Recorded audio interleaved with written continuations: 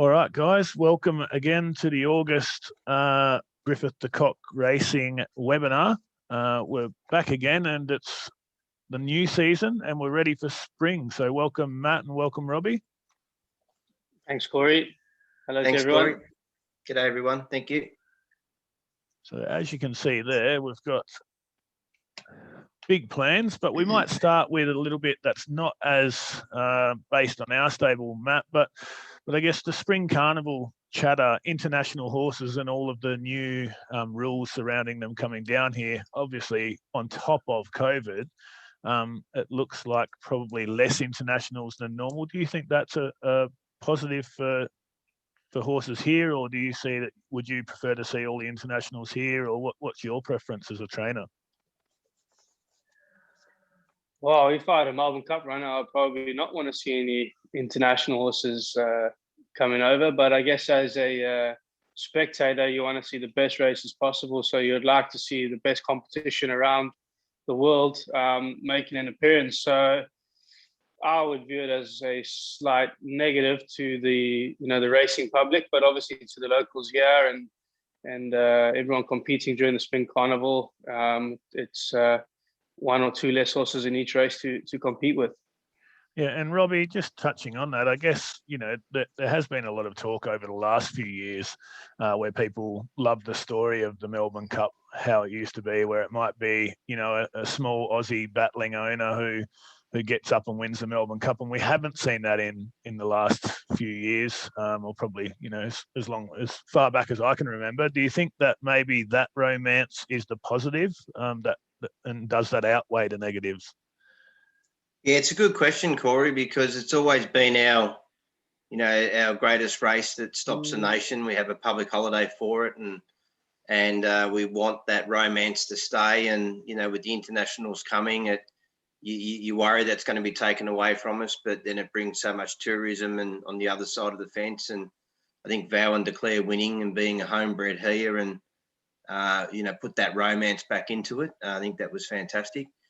It's interesting. It's a great question because most of our internationals used to come from New Zealand, but because we claim that as our own, I think it was in 1993, there was 24 runners, there was 2 internationals, 20 Kiwis and 2 Aussies, so to speak. And I think 20 years on, it was 2 Aussies and 2 Kiwis and 20 internationals, so we've sort of stopped breeding a lot of them and buying them from Europe, whether we buy them and race them here or they come across and run in our race. So either way, things have changed over that 2 decades. So I suppose trying to balance that out between, the romance of what you mentioned and what's good for the internationalisation of it and the funding of it and everything like that. I suppose it's a balancing act, isn't it? But yeah, we certainly don't want to lose the romance. And then what Matt said, the competition of it too, So it's an interesting question. I suppose it has many answers,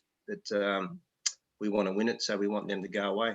And we are going to ask a few questions about different things that have come up in the industry, but something we said off air is that we'd love to get we often ask the racing industry participants and we get feedback, and the industry, obviously in your role with the ATA, they go to the trainers and there's all that type of things, but we very rarely hear from the owners, and they're almost a group that's probably not represented as clearly and as freely. So guys, while you're on there, I've just launched a poll. So on there, you should be able to see a poll in front of you. If you answer some of those questions there, that will help us guide and sort of, we'd like to hear from you what you think about the Melbourne Cup, what you think about what the racing industry could do on different topics. So I've got a few there, and we'll run through those in a minute. But Robbie, speaking about European imports, for those that are thinking you might look a bit tired, you're up at 1:30 in the morning, 2 o'clock in the morning, bidding in France at the Acana sale on a colt there. So I guess, the stable's always looking all over the world. We were unsuccessful on this time, but looking all the same. Yeah, ironically, by a stallion called Australia. So, a fantastic, son that Galileo that won the Derby over there, and his progeny are doing very well. And the horse that we had identified for our stable was 3/4 in blood to Broome and Port Lonsdale that's unbeaten. So he had all the right credentials and bloodlines to be a potential superstar colt. In the same vein as Russian Camelot that come over from a yearling sale in the same type of situation. So we bid hard to try and buy him, but unfortunately, the local French market bid a little bit harder than us. But we did that till 3 a.m. this morning. So if I look a little bit tired, that's why. But we tried hard. But that's the sort of thing you got to do to get the right type of the right type of horses in the stable, which is what we're concentrating on. And unfortunately, we didn't land him, but we will keep him on the radar just in case he's one of those horses that might find his way onto the market as a developing stayer, which a lot of the European horses can do, as we've been speaking about, and will probably continue to during the webinar, because our prize money is so great in Australia with all of our classic races that a lot of these horses are viable as they develop. Yeah, and just on that, anyone who is interested in getting into that market, who might be following the webinar but maybe don't get our other regular emails, if you're ever after being on the mailing list for that, then please contact me, and we can always give you updates. So we're giving running updates, and Robbie even sent a text to some of our owners that were waiting on to see whether we got him or not at 2 a.m, which I'm sure they were pleased about. But horses that excite you from other yards. So obviously we've got a few of our own to talk about soon, Matt, but the Spring Carnival, what horse is exciting you to look forward to? Yeah, well, the obvious names that jump to mind are horses like Zaki and Very Elegant for those big races like the Cox Plate. It'll be exciting to see them over here. But another horse that I'm really looking forward to seeing this year is Animo. He was terrific last year as a 2-year-old, and I just can't wait to see what kind of a horse he's evolved into as a 3-year-old. And Robbie? Oh, Matt stole my thunder, because we loved Animo in Sydney when we seen him, when we took Daily Bugle up there, and he was an absolute beast of a young horse, respectfully using that word. And he was a beautiful horse, and the way he dominated, really good to see him come back to racing in that sense. But I think that he's a great young horse, and I think that Matt stealing the thunder again. The horse that of Annabelle Neesham's that come across from Europe was very good during the Winter Carnival there. So the Frankel horse, whose name escapes me now, what's his name, Matt? Converge. Yeah, he was really good. He was really good Yeah. in winter too.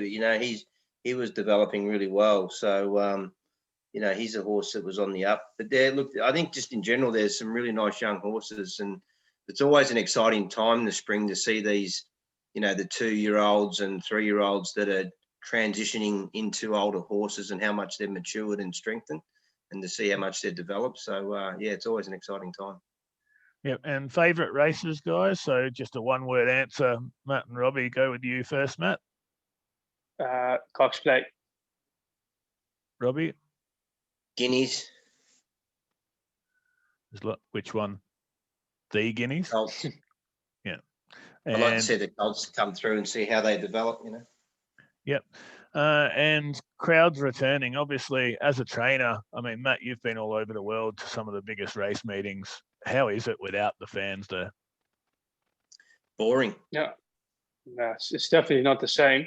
Definitely not the same. It's one of the aspects of being in racing. It's like being a sportsman.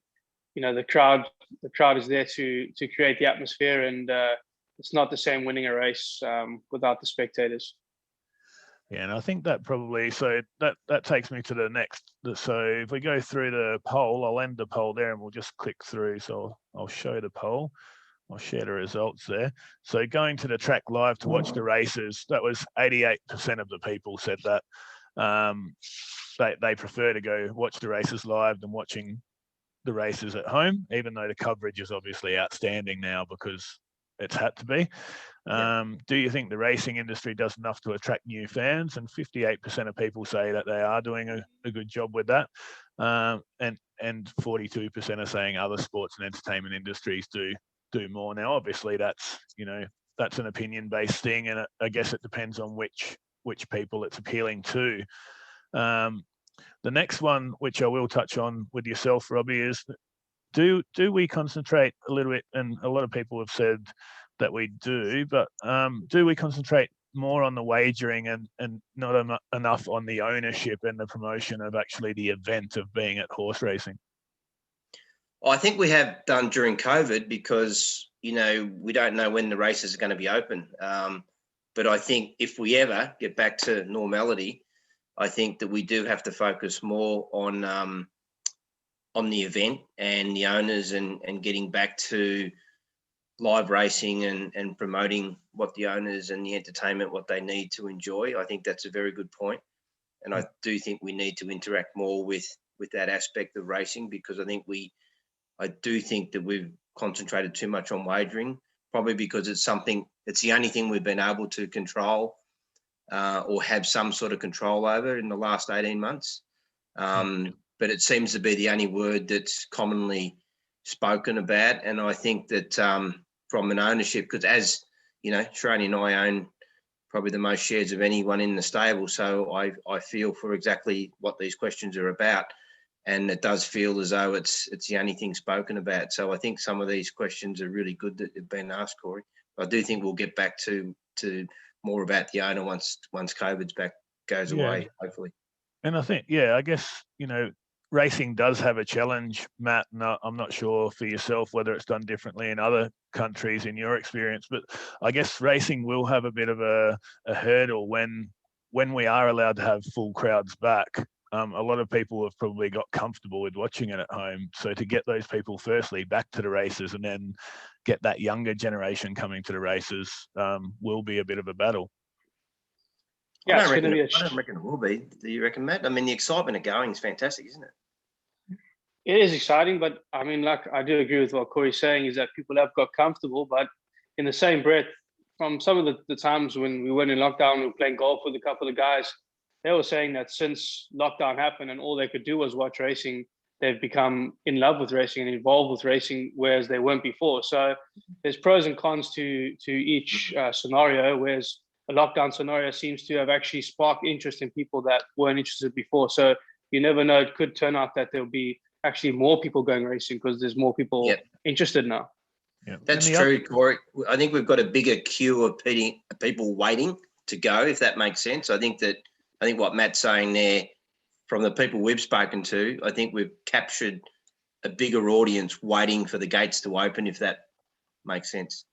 Yeah, no, that makes sense. And also I think that with that, the thoroughbreds themselves, so people have said here, 50% of people have said that they think the thing that should be promoted most is the thoroughbreds. They should be the stars.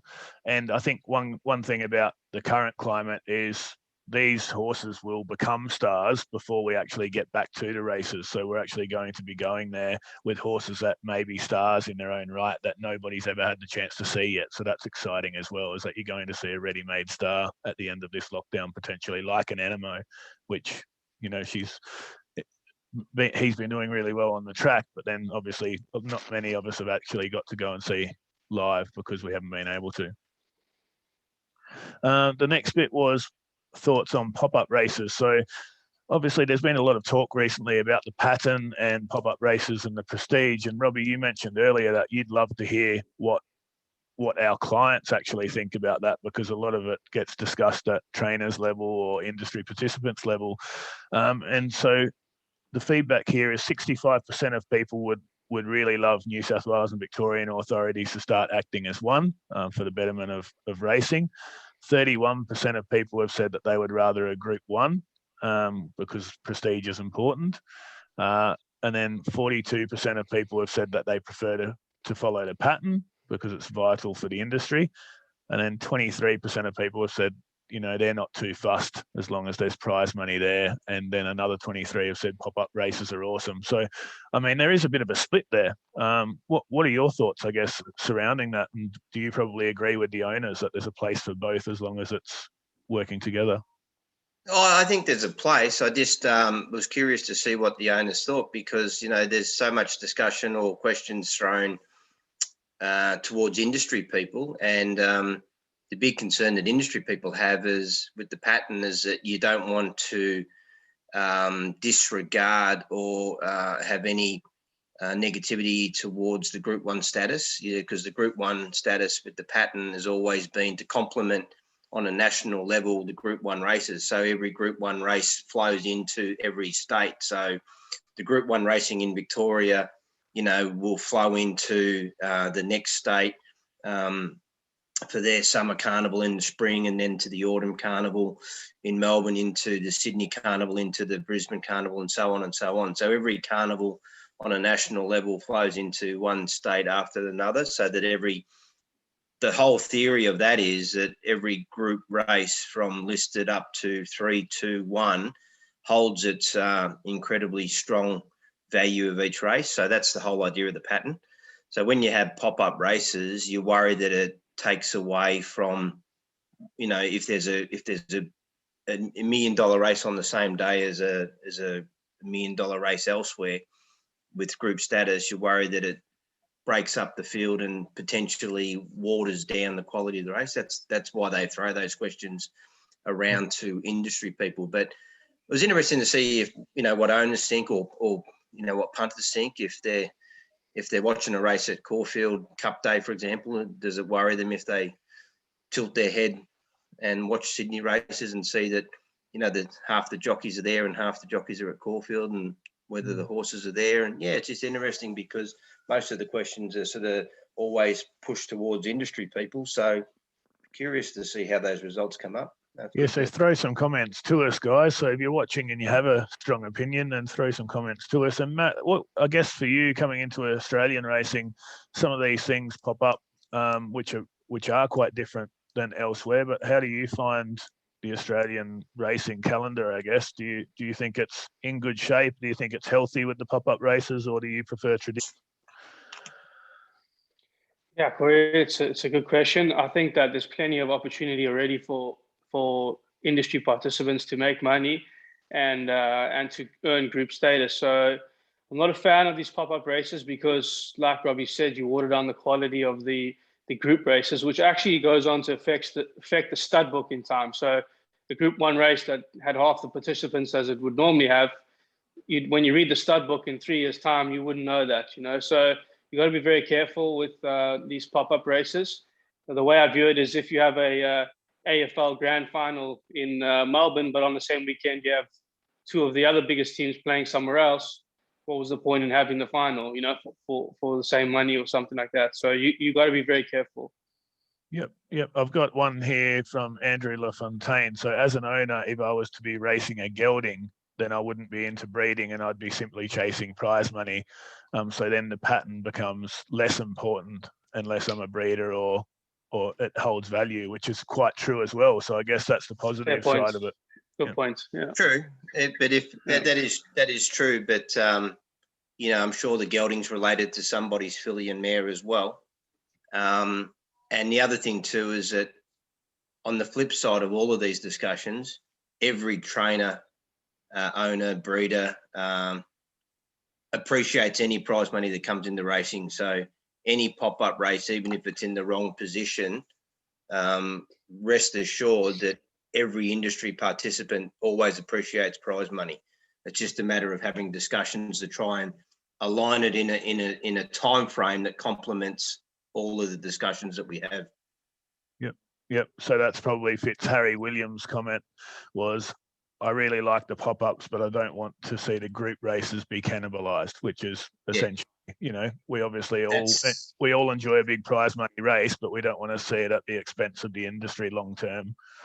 That's it in a nutshell, and that's exactly what Harry's point is the discussion that we all agree on around Australia. So we want big money, so that whether it's a gelding, like Andrew said, we want returns to owners. We just want them at the right time frame so that we don't cannibalise the other races. Exactly, 100%. Well done, Harry.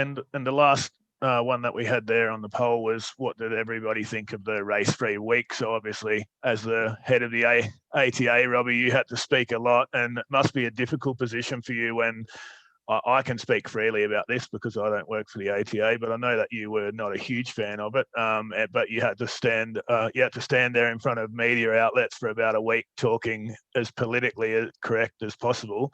That must be a difficult position to be in, where you really don't have a huge say in it individually, but you have to speak on behalf of all trainers.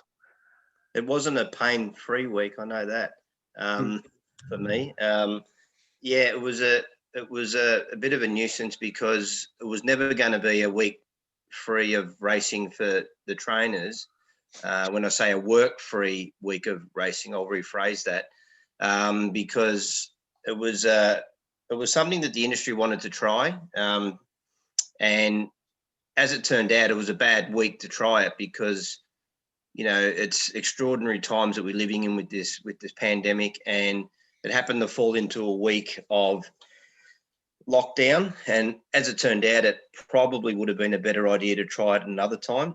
But it was for the industry people. It wasn't designed around trainers. It was for jockeys and barrier attendants and a smorgasbord of reasons. But when it was first put out there for the trainers to vote on, it was February 18 months ago, before the February 19, there was a text message that went out to 900 trainers, and 53% said no, 47% said yes. Of the 47%, they had the balance of power with horse numbers. So Racing Victoria said, okay, we'll give it a try. So what they did, they ran the same volume of races, which was 113 meetings by the same time, so that everyone had equal opportunity to have the same amount of races. And it wasn't a week, it was 5 days, because they still raced Saturday to Saturday. So everyone had plenty of time to get ready for that 5 days. And then when the 5 days turned up, it was a big, like, wow, what's going on here? We're not going to earn any money. It was a big hullabaloo. Anyway, we got through, and racing, the sun come up, and we survived. But I think it was probably an idea that they probably didn't enjoy much. But anyway, I think that when you tamper with opportunity, it creates a lot of challenges that we've seen. So it's probably best. Would be interesting to see whether they do it next year. I think my personal view, as you know, Corey, working with us, I think 7-day model is terrific, because you should create your own model inside it. If you want a week off, take it yourself. Simple as that. That's my theory. But yeah. Anyway, all right. That's a topic for many to choose from, isn't it? We've got some great questions coming through. So I've got 7 questions there already. So we'll try and whip through those at the end, guys. But everyone's going to want to hear about their own horse, which makes sense because that's their horse. But let's go through a couple here first. So the Experienced Brigade, and obviously, what do you really do in terms of mapping? So what's the map when you're mapping out a horse's career? How do they get to this stage, and what's the process? I guess that's probably the first question, Robbie. Well, this is a better topic to talk about than industry things, isn't it? This is what we want to do. King Magnus on the left up here, up the top. Matt and I are really hoping that he can take the big step. It's very hard for horses to go from restricted racing to the grand plans of, Group 1 racing and all that sort of stuff. So how you map out a plan like that for a horse like him, as you've all seen watching the races, he's progressing at the rate of knots. So he goes to Caulfield on the 28th of August, and he runs against the young up-and-coming like Ayrton, which you all know, Mick Price's and Michael Kent Jr. Now, if he's lucky enough to take that step, he then could possibly run in the Rupert Clark Group 1. Now, if he can't take that step, he can run the week earlier in the Sofitel, which is listed. So the horses that are progressing that can't quite get to the dream time of Group 1, there's a second tier racing. When I say second tier, in the big races, you can go listed and Group 3s and so on to go to, say, the Sofitel at Flemington. and work your way through a map in that listed Group 3 company and say end up in a Cranbourne Cup, something along those lines, $500,000 race worth over 1,600 metres, that type of program. The grandiose plan, if he takes the big step, would be a Rupert Clark into a Toorak, into a Cantella over the 4-day, famous 4-day carnival at Flemington. So you have several maps depending on whether you're going to be Group 1, Group 2, Group 3, or listed, which is Group 4. So that's how it works with your mapping of your horses. So in terms of those that play golf, you understand handicaps and so on, or athletics where, still give you understand handicaps. Horses are no different. To be in the A League in the Spring Carnival, you really want to be around about 100 rating is around your minimum in your big races. He's a 90 at the moment. The Metro winner's 5 points. So he's about 1 to 2 wins off running in that top level on the minimums in the big races to give you an understanding of where he's at. So that's how you map it out. So I know it's a little bit of a long story, but now you've spoken about him, then we go on to the other horses. Yeah, so Matt, just with that, obviously some people are going to want to know, they look at, say, King Magnus and that seems fairly mapped out. But then horses that are maybe in the lower levels at the moment, how do we map out for them? Because obviously we don't know, they don't have as much exposed form, I guess. So it must be more difficult mapping out their plans. Well, yes and no. It's a bit of a moving target. You set little challenges for them, like little handicaps for horses like Hasseltoff, and you get them nice, fit and ready for those races, and you hope that they progress through, and you kind of move along with them. As they start winning, you start planning the next step, and you plan the next step, but at the back of your mind, you've got the next 2-3 steps planned, hoping that the next step, the next hurdle, you jump over cleanly, you succeed at your next goal. So like Robbie said, it's a moving target with a lot of these horses, especially the young ones. The older horses like Alborsen that have already achieved at a very high level, they're probably a bit easier to program because they're older, experienced horses, have a record, and you know exactly what to expect from them. Yep. And Robbie, I guess expectations are a big thing as well. So I know obviously you guys have a plan for every horse, and we could go through every horse in the stable here and we'd have some sort of plan mapped out. But is it something that you're careful about saying to an owner, look, we're going to target this big Group 1 race because, what if we don't get there? It's almost disappointing for them in the end. Oh, 100%. Yeah, managing expectations is probably harder than mapping out the horse's program in many ways, because you don't want to sort of get everyone too excited in case he doesn't take the next step, because as Matt said before, it's very difficult for progressive horses to take that bigger step in one racing campaign. Most horses that race at the top level, they start at the top level at the beginning of the racing campaign. Yep. They don't normally go through in one racing campaign to get there. So realistically, he will more than likely run in the listed race level and work his way to the second tier. He's more than likely going to run in the Sofitel and find his way to a Cranbourne Cup. It's more wishful thinking to get to the big level, but we're going to try. So when you mention plans like that, you also got to harness expectations, because it's going to be a difficult task. So you got to pre-warn the ownership group that it is a little bit of wishful thinking at the same time. Yep. And Lady Doro up there, does she win on Wednesday? Should we put a bet on her? We should, actually, because she's been racing really well. She's drawn poorly, but it shouldn't worry her because she has that relaxed style, and she's been racing really well at Sandown. Josh Richards has the ride. Alana Kelly was pre-booked for Danny O'Brien's. Carleen Heffel suspended. So Josh is the lucky pilot there with 3 kilo claim, and her form at Sandown's been good. She's trained well, and I can't see why she wouldn't be a good chance.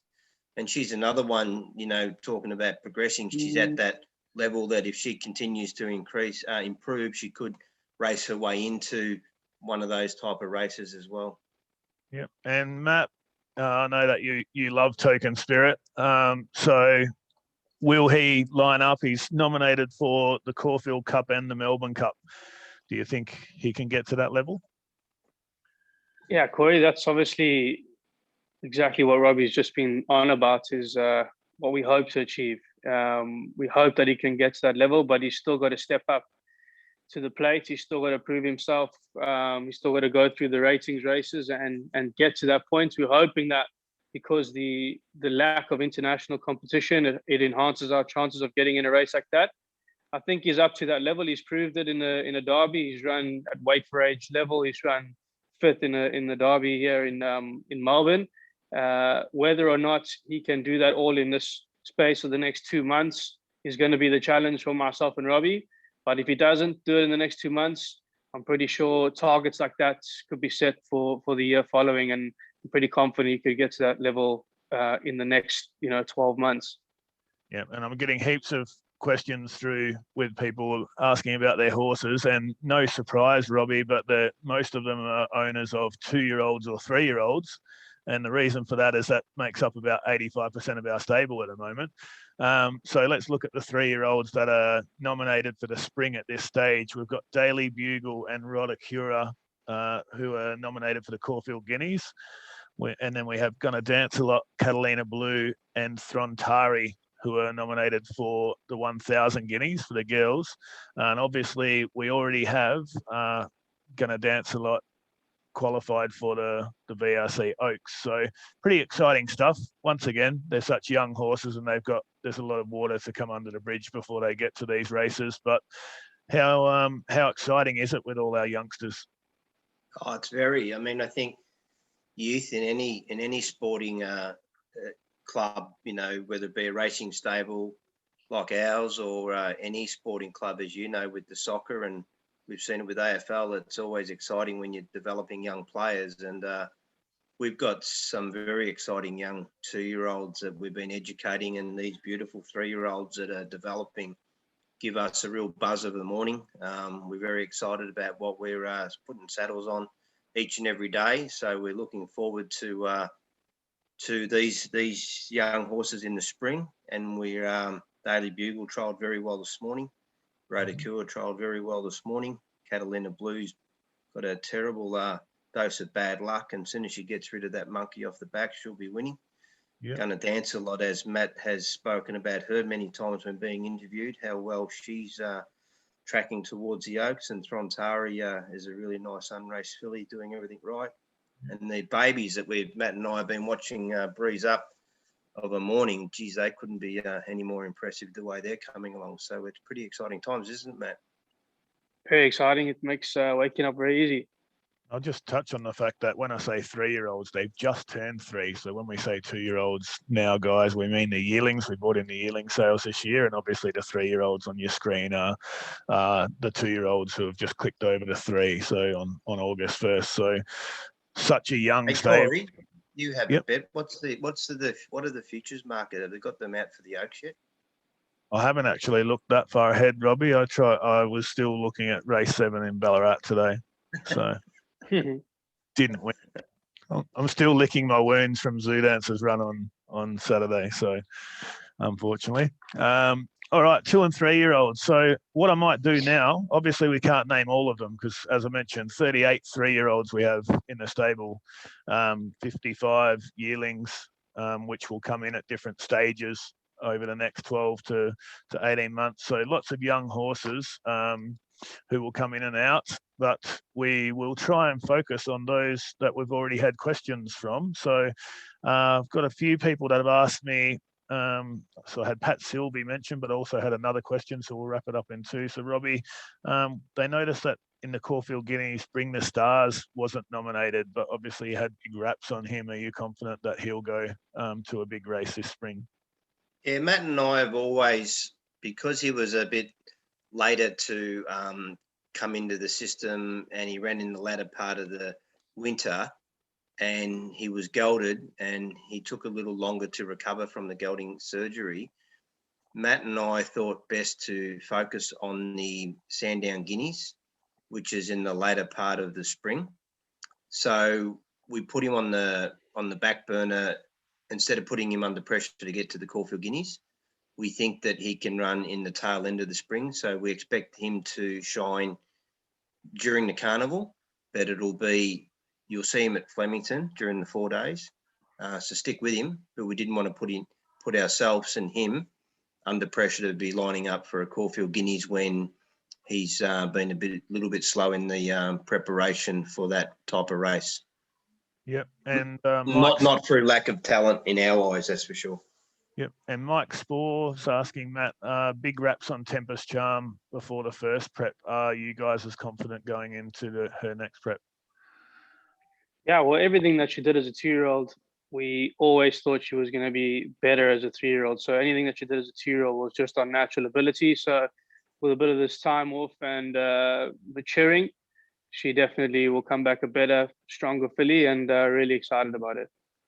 Yeah, and I've got a couple of questions here, so we may as well touch on these.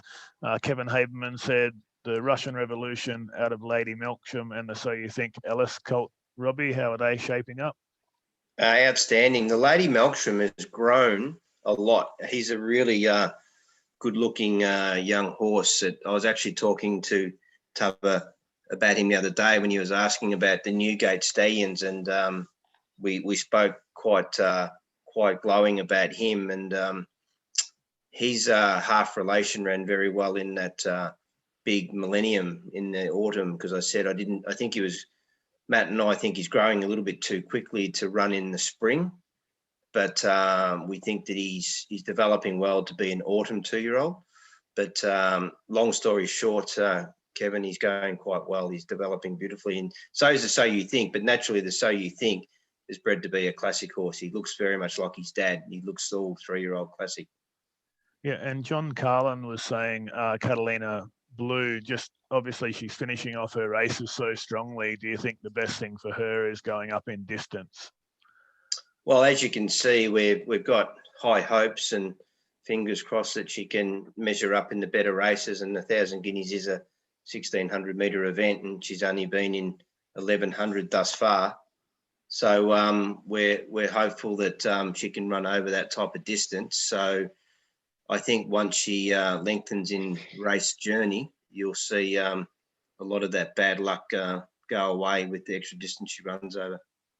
Yeah, and Matt, I'll ask this one to you. So I've got Peter Stanley's mentioned Saboog. The American Pharaohs have got a mention, but this one from John Hickey probably sums up all of them as, so the Highland Reels, Russian Revolutions, Pariahs, Toes and Stardoms, American Pharaohs, and the Saboogs, all those first season sires.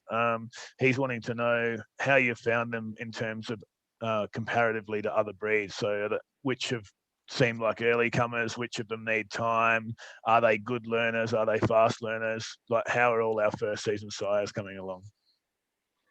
We're very excited about them, Corey, but so far from what myself and Robbie have seen in the morning, they're definitely following their sire lines. You know, our American Pharaohs look like real classic type of young horses that are going to be better late 2-year-olds, early 3-year-olds, and then your Saboogs and Chalars and Russian Revolutions look very sharp and forward and almost look ready to nominate. So they're exciting us, but they're definitely throwing to their sires and following those kind of race patterns.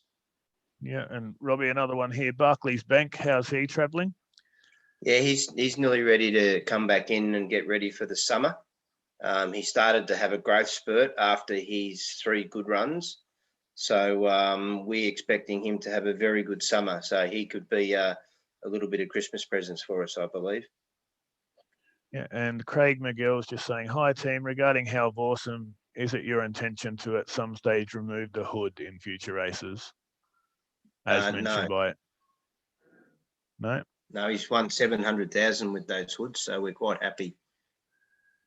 And the Flemington, so Jason Kelly says here, so this is a different topic, but the Flemington Straight seems like such a lottery.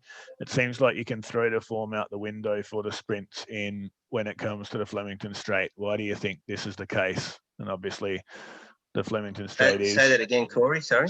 So what? I guess he's looking at form races. Why is the form down the Flemington Straight so different to other racetracks? Oh, that'd take bloody half an hour to explain. Being an ex-jockey, it's that can be a minefield, that straight. Depends on the wind. It depends on a lot of factors, but yeah, it depends on the tempo of the race, and it can be so analytical that it can be so confusing to explain. But you would think running in a straight line would be so easy, wouldn't you? But it's not. It's not as simple as that, and it can pull up some very strange results. Yeah, it can be. I'm sorry, I can't answer it quickly. Yeah, and I might throw, just before we move on to the next part, I might throw up a few random horses in here, which obviously are young horses, but we maybe haven't heard as much of because they are just starting their career as 3-year-olds. But Spirit of Pepin and Flower Duet, Robbie, how are they progressing? They're both 3-year-olds, rising 3-year-olds. Yeah, well, Spirit of Pepin had a trial this morning. He trialled really well because he hates the wet. And it was quite soft this morning, and he actually trialled really well for those that tune into the trials. He's out of the family of the quarterback, and the family aren't wet trackers, so he went really well. So he's going to trial again next week, so keep an eye on him.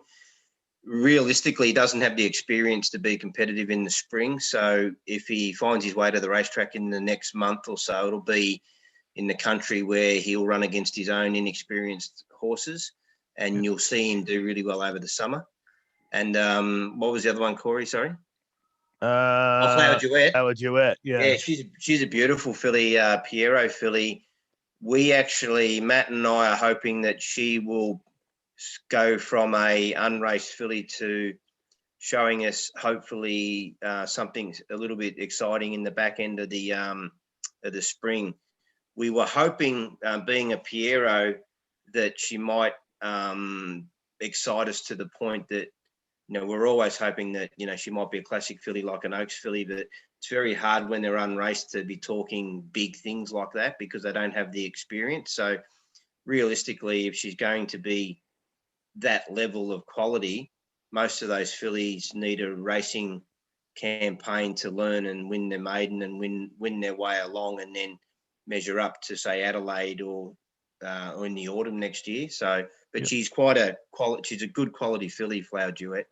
Yeah, and we do still have, the reason I brought those two up is they're 3-year-olds, so they're almost ready to come into their campaigns in the next sort of 12 months, and there are still availability. So obviously we've spoken a lot about our yearlings with all of our sales, but from the year prior, we still do have some small percentages left. Is there shares in her, is it? There is shares in her, yeah. Then Lee James, who's one of our new owners, says, how's the Seamus Award Dane Julia colt progressing? That was the colt we picked up at the gold sale, the Seamus Award. He's quite tall, and he's really got tall, and he's really grown well. The breakers love the way he moves. We've had him in and out a few times, but he's developed well, isn't he, Matt? He's an elegant horse. He is, and Seamus Award's flying, so I think we're on the right path buying a horse by Seamus Award, and South African mare is a great connection for myself as well. We got a bargain there. He was very cheap. Yeah. She was a fantastic racehorse. So if any of the bloodlines pass through to him, he'll have a lot of fun with him.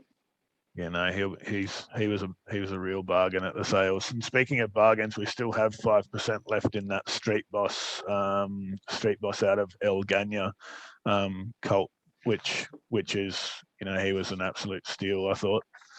So off the record, I'm just grabbing my battery. I'm just going to grab my charger, Corey. No problem. So, Matt, finally, obviously, we planned for the Blue Diamond, and there's 31 horses that are nominated for the Blue Diamond and 16 for the Golden Slipper. So, if we were really successful, we'd have the whole field. But that must be pretty exciting that we have that many nominated horses that at this stage of their race career, they are showing enough to be at least nominated for those races. It's very exciting, Corey, and it's just testament to all the hard work that the buying team did through the year. We've hopefully bought quality. They're really pleasing us in the mornings, like Robbie was mentioning earlier, and they're pleasing us so much so that we nominated them for races of that standard. So hopefully it evolves very well and we can have all 16 runners in the slipper. But if not, hopefully we get at least one in. Yeah, and I've launched a poll for those watching. If you haven't seen it pop up on the screen, I've launched a poll there just for some feedback on the sales season. Also, which horses you're looking forward to seeing from the stable. And we might go to the next bit here. So what is actually available? And I've written this down on my little bit of paper. So not much, Robbie, would be the short answer. But we actually bought 2 Cable Bay fillies. One was bred by yourself, and there was one that we bought at the gold sale, which we haven't really done much promoting of. If you wanted to touch on those 2 fillies, they're both really cheap purchases. One was 10,000, I think, at the sale. All right, because I don't know what's available because that's your role. Yeah. What we can tell you, the filly that we got at the gold sale was incredibly good value because she's out of a very fast mare from Perth, and a really fast speed mare. And when you mix that sort of bloodlines with Regal Gleam. Yeah, Regal Gleam, so when you mix that type of bloodlines with Cable Bay, you should get a very, very fast speed filly, and she's very, very strong.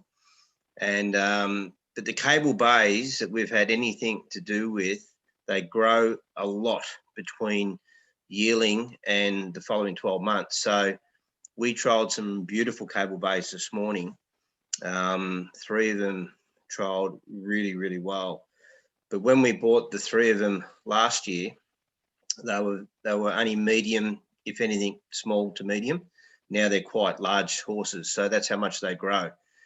So I can see why Cable Bays haven't had a lot of 2-year-old runners, and so we expect this filly to grow a lot. And then a lot of people will be saying this time next year, how the hell did you get that filly for $10,000? And that's why, Yep. So she's a good. I don't know what's left in there, but if there is any shares left, yeah, there is a little bit there because I haven't promoted her as much as others because we bought them all at the same time. But there is be anything left. There's only $10,000. It's about 30%, I think, left in her. Yeah, so she'll sell quick a little bit. Next one is on the screen there. So there's actually 2 horses that are running, or Yosemite and Imagine How. So if you wanted to touch on those 2 quickly, Yosemite only has 10% left because obviously. Okay, well, Yosemite's a good filly, just turned mare as of the 1st of August. She's actually very talented. She's a filly that's got a 38% or something win rate in the sprints that we just purchased online because OTI and the stable had a joint partnership, and they tend to sell their horses at the end of each racing season, more so the ones that aren't going towards classic distances. And she wasn't showing that classic distance. She was more of a speed filly, but her sprint distances are very successful. And she's ran some very good races in group racing. Willie Pike rode her one day at Flemington, and she ran up right behind some Group 1 fillies. So we've got high hopes for her in the sprint range. She ran at Sandown last Wednesday, but John Allen was very impressed with her run, but he couldn't build momentum. He was stuck on the inside, and he couldn't build momentum on her. Unfortunately, she got a nasty black eye, so things didn't pan out. But he's pretty keen to ride her in a couple of weeks over 1,200 metres. He thinks she's a great winning chance, so hopefully she'll be going there. We might then see where we go, whether we dodge the spring and then look at all the summer racing and so on. But whatever happens, she's going to have a really good career ahead of her, and she's got a lot of upside with her. Imagine How's a horse that looked really good as a young horse by reset. He lost his way a little bit. We thought he was going to be a good stayer, but he was a bit immature, so we've given him 4 or 5 months in the paddock to grow up, and he's just returned to training literally days ago, and so he'll be getting ready for summer. So all the hard work's been done. It's just a matter of getting fit. He's 3 months away from having a run. Should have a good summer based on he's been placed at Caulfield. He's ran some good races. Michael Walker rode him at his first start. We all thought he was going to be a good galloper, but as I said, he got a bit lost and a bit young and silly. some of his form's a bit patchy, but on his good form, he should give us a lot of fun this time around. What else do we have to talk about, Corey? And just in Imagine How, there's 20%, and that's an owner that moved overseas and can't do any racing here, so they wanted to sell that share. So that's a price we're selling their share for them. So we do have 20% there for anyone who's interested in him and wants to have a ready-made racehorse. How is Invincible Crown tracking, Matt? That's the next question. He had a trial this morning, I believe. Yeah, as you saw this morning, he's tracking really well. And after this morning's trial, we are starting to make some race plans, and we're excited to see him out there. Yeah, and just before I go to the other participant questions here, Robbie, Reese Chapman says, do you think that we breed too much in Australia? Should there be more stringent tests on what mares can breed, such as genetic faults, roarers, bleeders, poor conformations and those types of things? It seems that we're getting more and more yearlings at sales every year. Does this put pressure on the back end of the industry, so horse welfare and that type of thing? It's a tricky one because our foaling numbers are down about 30%. Yeah.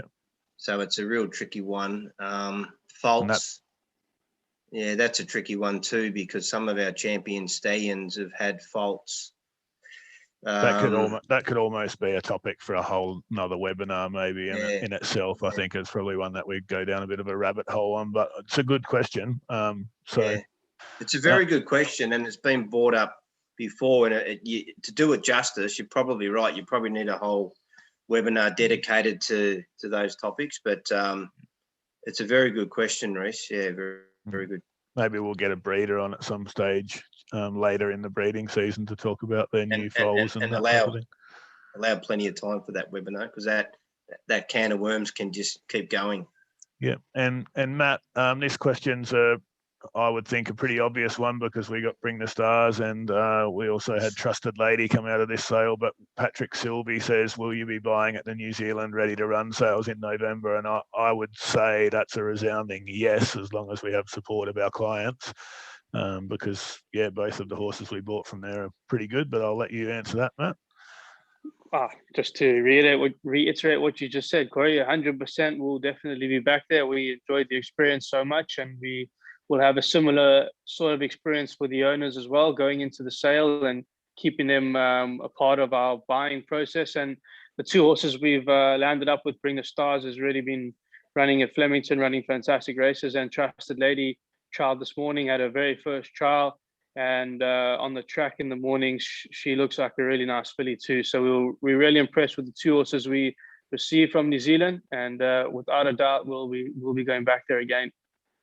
Yeah, and Robbie, how much effect has COVID had, the COVID restrictions had on your staff and personnel? And I guess I can answer that from a positive perspective. I've got less trips to Cranbourne on the road. I've got to work from home a fair bit. But how much of a strain has that put on you as an employer?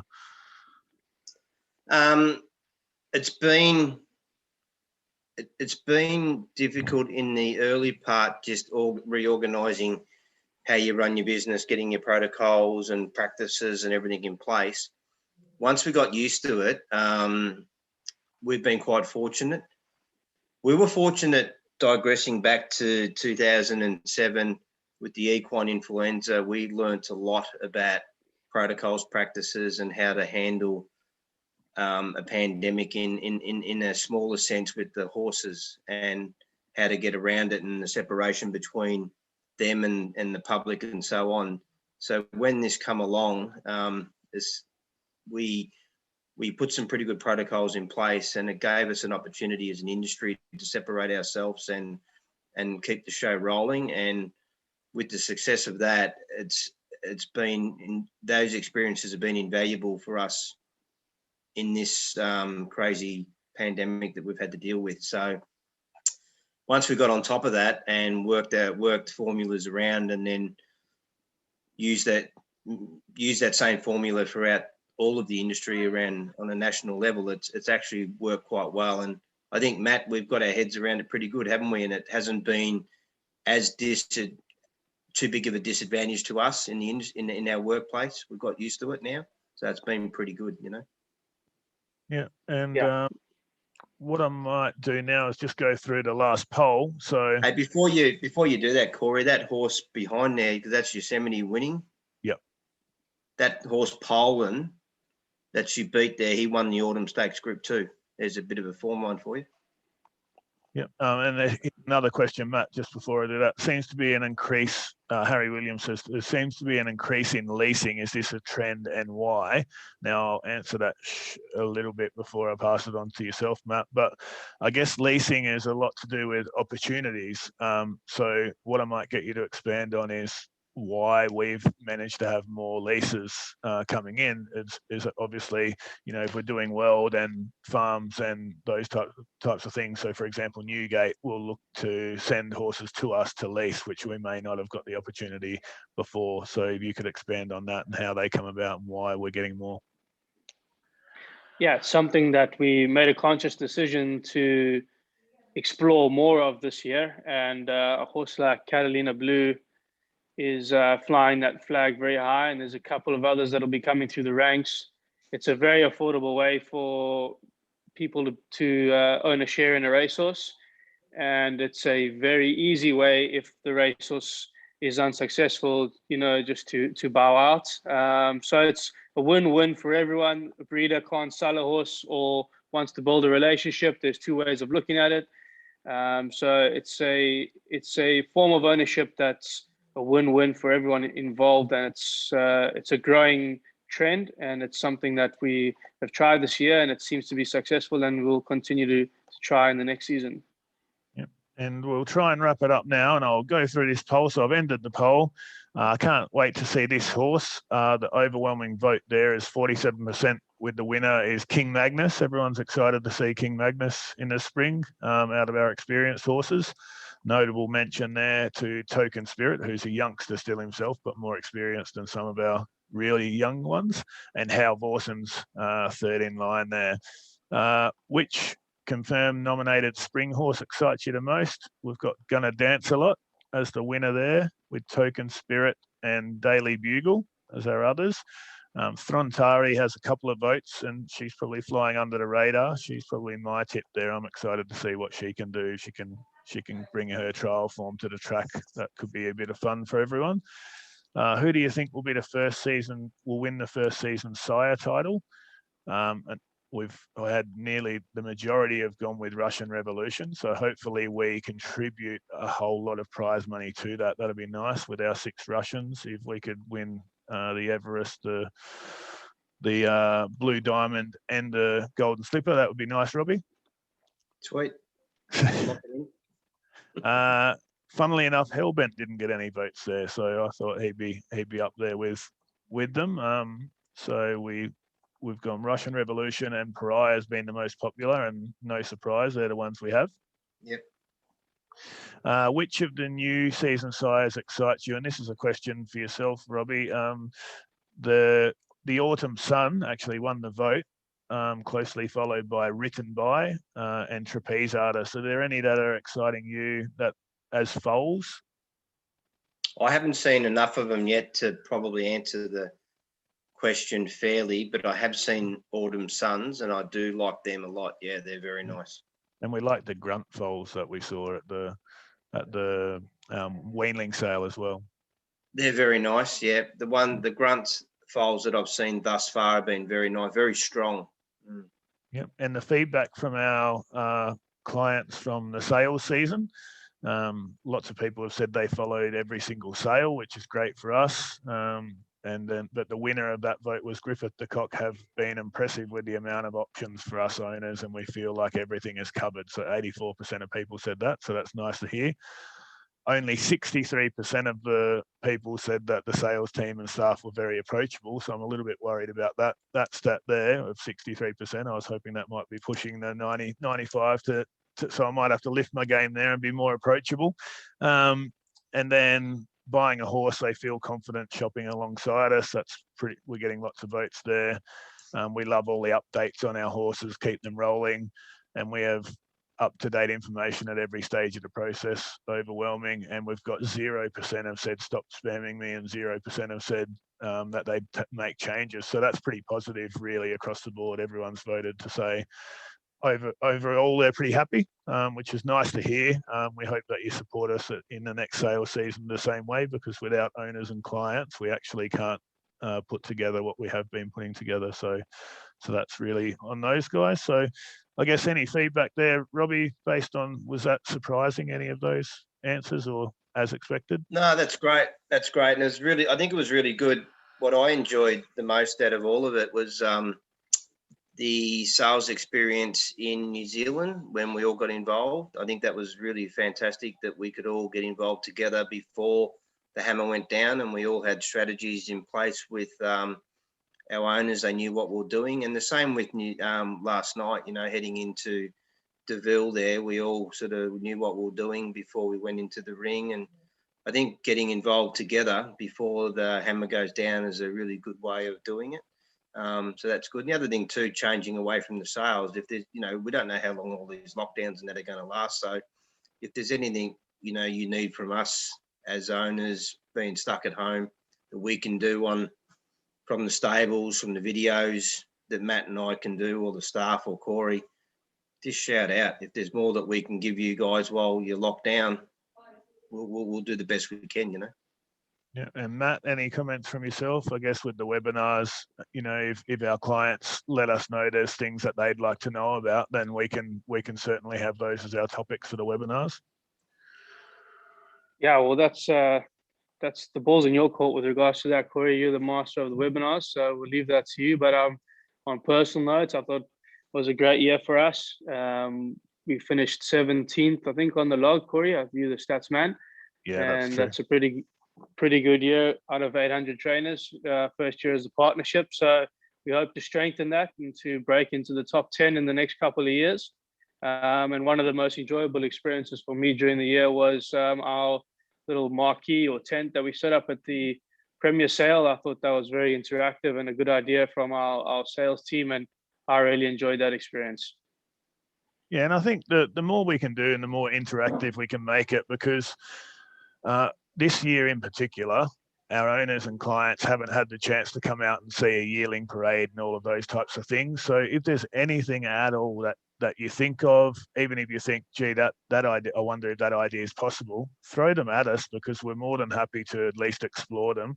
And if our aim, and especially my aim, as I've said to Robbie and Matt a few times, is I don't want to be a sales guy. I want to be the best sales guy in the industry. So if there's anything we can do to improve and be the best stable at giving you what you need, then obviously we'll do that, and that includes all the team.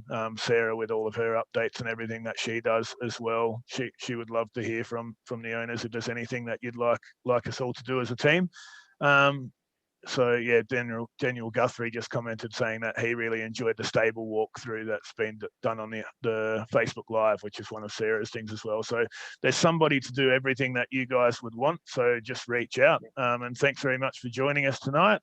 And before we sign off, Corey, just chasing up on what Matt said, like last week when we did the catch up on the couch, we tried to say the best thing that we had for the year, and there was too many best things. There was that many good things that happened.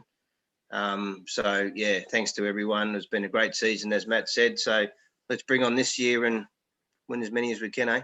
Thanks, guys. Thanks, guys. Appreciate it. Thanks, Robbie. Thanks, Matt. Thank you.